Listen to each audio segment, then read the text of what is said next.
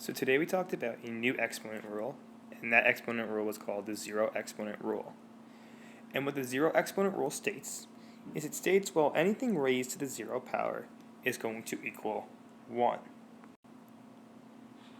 And by anything, what we're talking about could be a number to the zero power, it could be a variable to the zero power, but anything raised to the zero power is 1. Let's look at an example. X to the zero power. So we have this variable, this letter x being raised to the zero power. This base of x is being raised to the zero power. X to the zero power equals 1.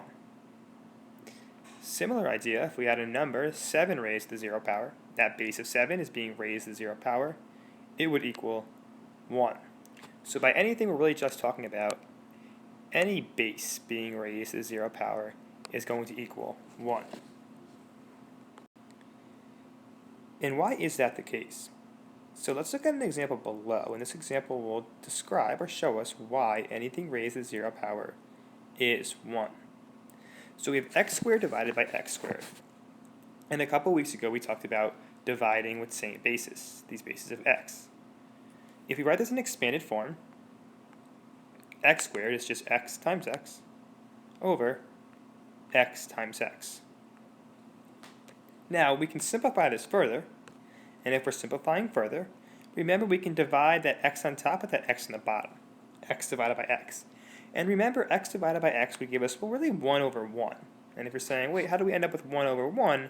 Remember, anything divided by itself is always 1. So similar idea, x divided by x would be 1. Once again, x divided by x would give us 1. We end up with, well, 1 times 1 on top is 1, 1 times 1 on the bottom is 1, 1 divided by 1, once again, would leave us with 1. Now, what is x squared divided by x squared? Well, what's the exponent rule we can apply? Remember, when we're dividing with same bases, the rule is we can subtract our exponents. So if we subtract our exponents, we can do 2 minus 2. 2 minus 2 is x to the 0 power. Anything to the 0 power is 1. And once again, why is that the case? Well, remember, if we're raising something to the 0 power, what that really means is we're going to have the same number of variables or numbers on top as the bottom. And when we simplify that, that's going to give us 1. That's why anything to the 0 power is 1. Now, there are a couple examples or problems where we have to be careful. Just because we see something being raised to the 0 power doesn't always necessarily mean at the end of the problem, after we simplify, we'll always end up with 1. And let's look at these examples below. So in this first example to the left, this 2x to the 0 power, if we were to simplify this, well, we would raise x to the 0 power. But we have to be careful because what this 2x to the 0 power really means is it means 2 times x to the 0 power.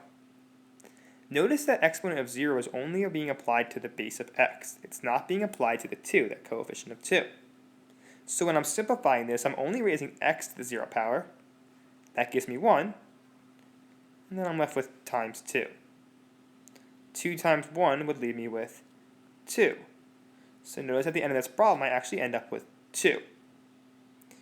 And once again, that's because this 0 is only being applied to the base of x, not to the coefficient of 2.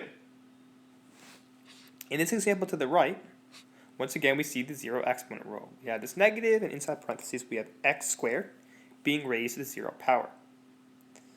Now our first thought here would be, well, we're raising a power to a power, that 2 to the 0 power.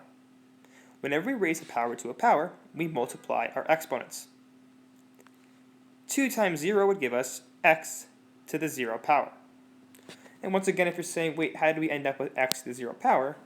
Once again, we multiplied our exponents. A power to a power, multiply your exponents. Next, we raise x to the 0 power. X to the 0 power would give us, remember, 1. And if you're saying, why are we putting it in parentheses? Why is a negative staying on the outside? Well, remember PEMDAS. PEMDAS always tells us first parentheses, and if we're starting off in our problem, well, there's nothing to do inside parentheses here, then exponents. Then I raise my exponent, power to a power. I end up with the following. Now I perform the operation inside parentheses. I raise x to the 0 power, and that gives me 1. And next, I'm going to multiply. Negative times 1 would give us negative 1. So just be careful when you're working with the 0 exponent rule.